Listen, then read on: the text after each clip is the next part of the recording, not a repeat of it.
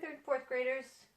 Today we're going to talk about quotation marks because we're going to try a little bit of work using quotation marks. Quotation marks can make the things you write really interesting because it allows you to have people talking or characters talking in your stories or in your articles. Okay? Quotation marks look like two little scratch marks. They go before and after the words that the character is saying. And it happens in fiction books and nonfiction and in articles, because whenever a character is speaking, it can be a person or an animal or whatever is your characters in your story, the words that are within the quote are coming from that character's voice, not the author's voice. And the quotations help you to know that that is being spoken by that character. It's important that you tag your quotes with who is saying the quote, with who the quote belongs to. And the tag can go in different places. These quotation marks, whatever words are in between, are the words that are coming from the voice of that character. Okay? So, I'm going to give you an example here. I just kind of started a simple little story. So, once there was a dog named Levi. Early one morning, she really wanted to go for a walk.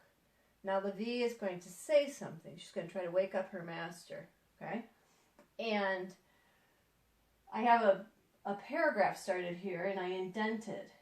Now that I'm going to have a character speak, I'm going to actually make it its own paragraph.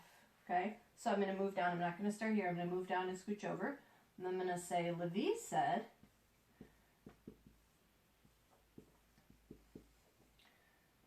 okay, and I use a comma, and now, because this is a tag, it's kind of like an extra piece to the sentence, I put a comma after who's going to speak. This is my tag, and it's in the front.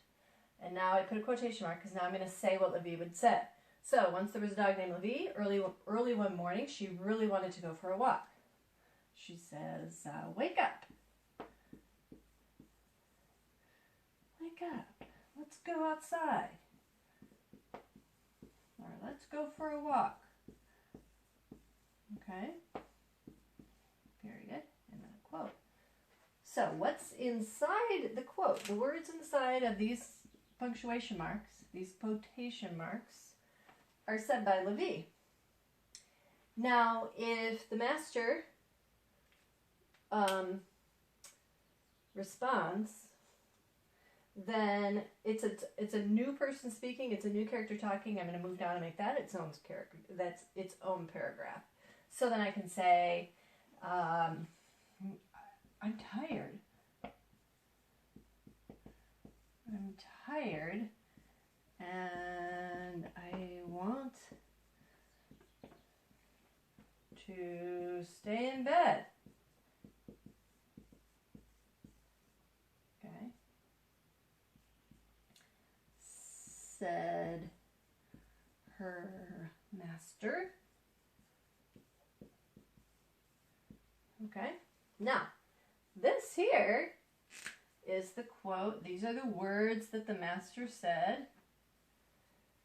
I'm tired and I want to stay in bed, said her master. This is my tag. So I'm here. I'm going to underline the tag here. And I'm going to underline the tag for this one here.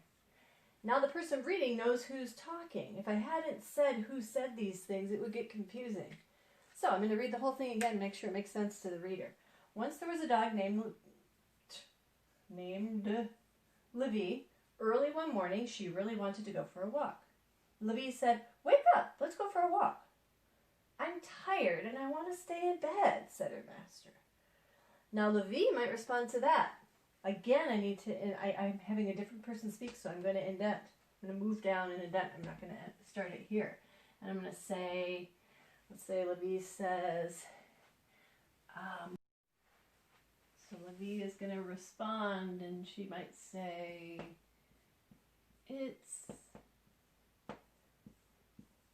beautiful. Whoops. It's beautiful outside.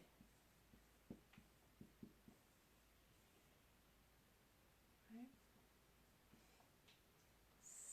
Said Levi, or let's say she doesn't even just say it, she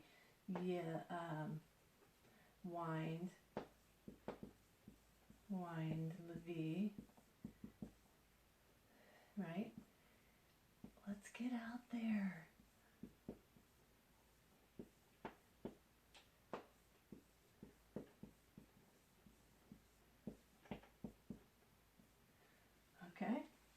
So here's my quotation marks. And in this case, I split my quotation into two pieces. And here's my tag. I told you who said it in the middle of it. Here I have my tag in the beginning, and here are the tags at the end, and here it is in the middle. So this is how it reads. Once there was a dog named Levi. Early one morning, she really wanted to go for a walk. Levi said, "Wake up, let's go for a walk."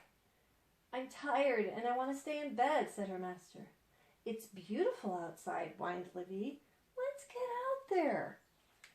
Okay. So, and you might notice too that when my quote ends, my punctuation is inside of my quotes, right?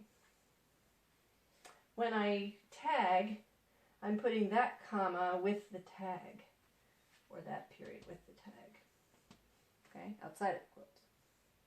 That can get a little tricky. Right now, what you want to focus on is just making sure that when somebody's speaking, you have quotations around what they say, and that you start a new paragraph every time a new person is speaking, okay? And that you tag, you make sure you're telling the reader who is speaking by tagging it with who is speaking, okay?